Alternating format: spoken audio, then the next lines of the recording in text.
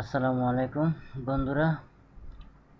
গত পর্বে আমি আপনাদেরকে লাইন কিভাবে অটোক্যাডের মধ্যে ড্র করতে হয়, আঁকতে হয় এটা দেখিয়েছিলাম। তো আজ লাইনটাই দেখাবো, বিস্তারিতভাবে দেখাবো।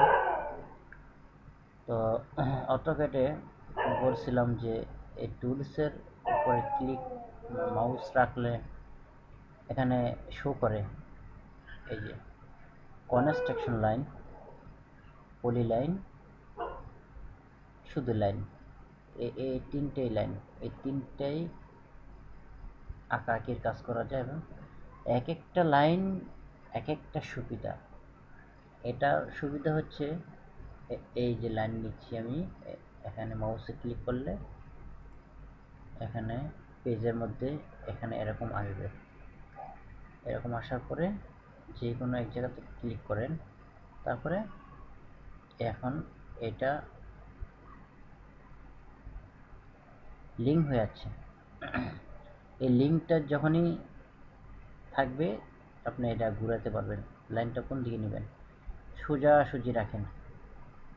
এখানে আরও একটা ক্লিক করেন, ওকে।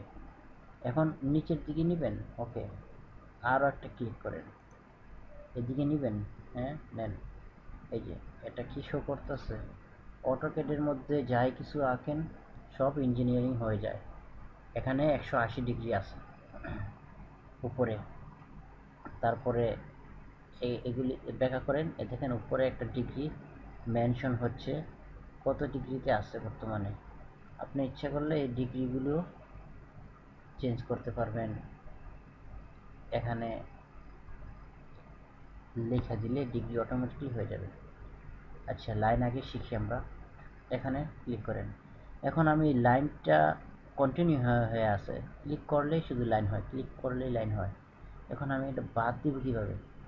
সাপোজ এখানে একটা ক্লিক করি, এখানে এখন এটা বাদ দিব। যদি আমি এন্টার ক্লিক করি তাহলে বাদ হয়ে যাবে, অথবা আমি যদি স্পেস ক্লিক করি তাহলে বাদ হয়ে যাবে, অথবা আমি যদি স্কেপ ক্লিক করি একেবারে কিবোর্ডের উপরে বাম দিকের এক কোনায় একটা কিবোর্ড আছে, ওটার নাম স্কেপ। দেখেন আপনারা সব কিবোর্ডে এখানে থাকে, একেবারে বাম দিকের উপরে এটাতে ক্লিক করি। এটাতে ক্লিক করার পরে এই কমেন্টটা বাদ হয়ে যাবে। কমেন্টকে বাদ করার জন্য এন্টার অথবা স্পেস অথবা স্কেপ চাপলে এটা বাদ হয়ে যাবে। এখন আমি স্কেপ চাপি, বাদ হয়ে গেছে। এখন যদি আমি পুনরায় সেই লাইনটা নিতে চাই তখন আমি কি করব? একবার যেহেতু লাইনটা নিয়েছি, অন্য কোনো কাজ করিনি, অন্য কোনো টুলস আমি নিইনি, সেক্ষেত্রে আমাকে বারবার এই লাইনে ক্লিক করতে হবে না। সেক্ষেত্রে আমি যদি স্পেস ক্লিক করি তখন এই লাইনটা এসে যাবে অটোমেটিক। এখন ক্লিক করেন, দেখেন লাইনটা আসে। এখন যদি এই যে উপরে যে একটু আগে বাদ করলাম, স্কেপ ক্লিক করে, এখন আমি স্কেপ ক্লিক করব না, আমি স্পেস চাপ দিব, দেখেন চলে গেছে। মানে আমার কমেন্ট এই পর্যন্তই হয়েছে। এখন যদি আমি আবার নিতে চাই, মনে করেন আমি স্পেস ক্লিক করব না, আমি এন্টার ক্লিক করব, এন্টার ক্লিক করি, দেখেন হয়ে গেছে। সো এখানে অনেক কিছু বোঝার আছে, অনেক কিছু শেখার আছে। এটাই আমি বোঝাতে চাচ্ছি। একটা ক্লাস, একটা লাইনের ক্লাসেই আপনার অনেক দিন, অনেক সময় লাগবে যদি পুরোপুরি বুঝতে চান। এই দেখেন, এই প্রতিটা লাইনের উপরে মাউসটা একটু ঝকঝক হয়, মানে এই যে ঝকঝক হয়েছে, আলো আলো শো করতেছে, তার মানে বোঝাচ্ছে যে এটা একটা অবজেক্ট। ক্লিক করি, 1 2 3, এই তিনটা একটা লাইনের তিনটা জিনিস দেখাচ্ছে, একটা মিডল, একটা এই মাথা, আর অপর সাইডে এই মাথা। এটাতে ক্লিক করি, সেম। এখন আমি এগুলি বাদ দিব কিভাবে? এই যে সিলেকশন হয়েছে, এই যে সিলেকশন হয়েছে, বাদ কিভাবে দিব? এখন আমি স্কেপ ক্লিক করি, পাত হয়ে গেছে।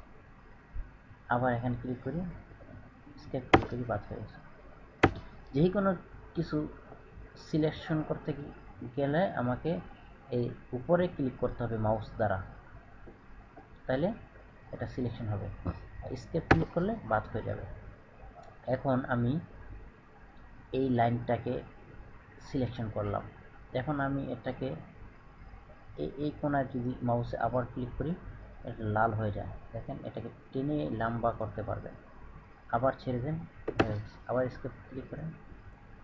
এখন এটাতে ক্লিক করি, এটা ধরি, উপরে নিই, ছেড়ে দিই, আবার এটাতে ধরি, টান দিই, মানে একটা ক্লিক করে ছেড়ে দিবেন, অটোমেটিকলি এটা আসবে। এই যে এখানে আসতেছে, এখানে ক্লিক করি, এটা ছুটে গেছে, কারণ এটা সাধারণ একটা লাইন। এখানে আরও লাইন আছে, আরও দুইটা লাইন আছে। তো আমি আজকে নর্মাল লাইন দেখাচ্ছি, কারণ এই নর্মাল লাইনটাকে আপনি যে কোনো কিছু করতে পারেন।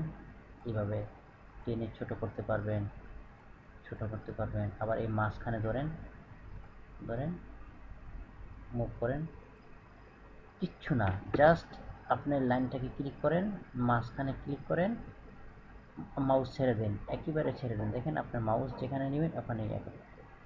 এখন আমি এটাকে এটার উপরে রাখি, এখানে চলে আসছে। দেখেন, এটাতে ক্লিক করি,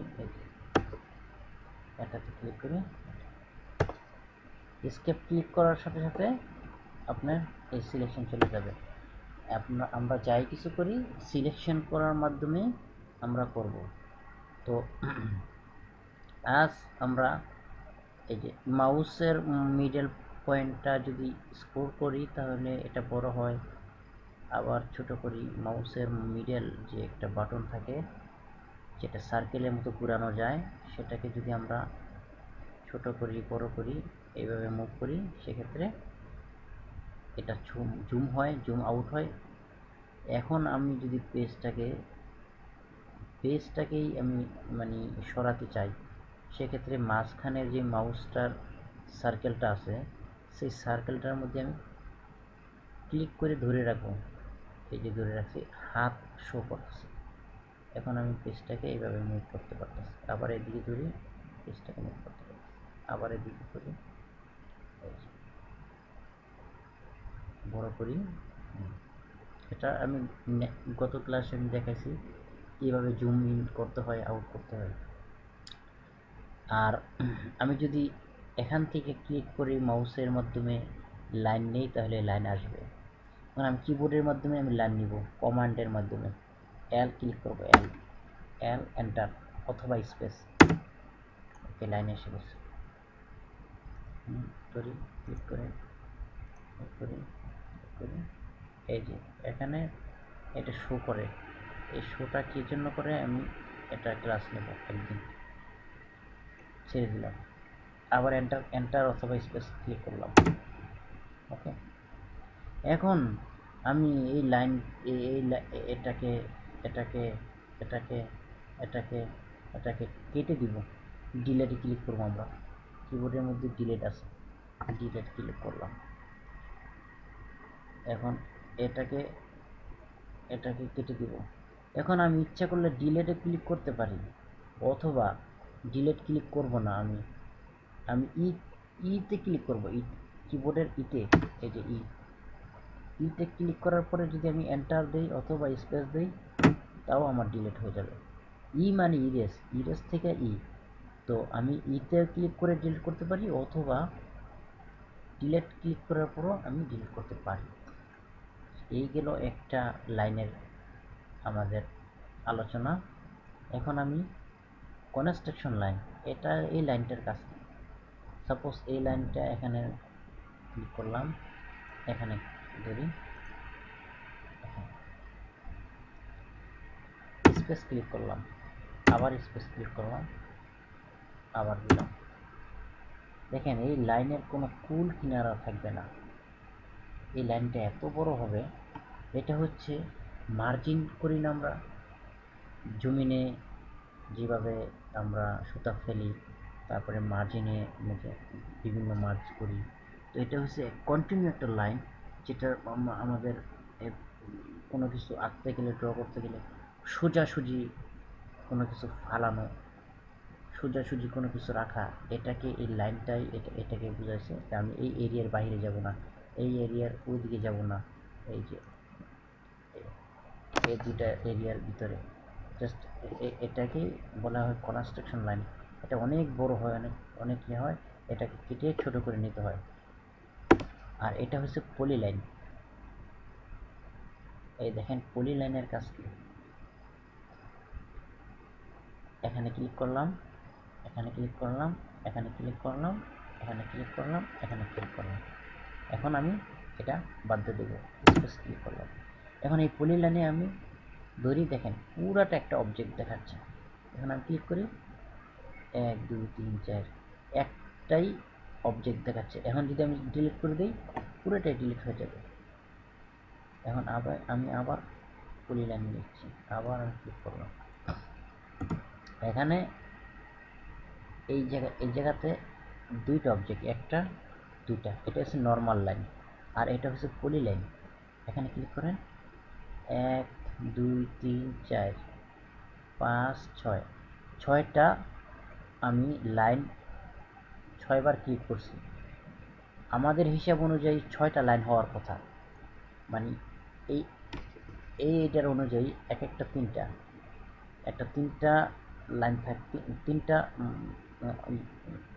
সিলেকশন থাকে। এখানে সিলেকশন অনেকগুলি আছে, বাট আমাদের অবজেক্ট একটা। এখন এখানে ক্লিক করি, এখানে আমি টান দিয়া বড় করে ফেলতে পারি, কিন্তু এটাতে যদি আমি টান দিই তখন কি হবে, এটার থেকে ছুটে যাবে। এই দেখেন ছুটে গেছে, কিন্তু এটা ছুটবে না, এটা একটি অবজেক্ট। এটাকে যতই টানাটানি করি এটা লেগে থাকবে। এই যে এটা টানি, লেগে আছে।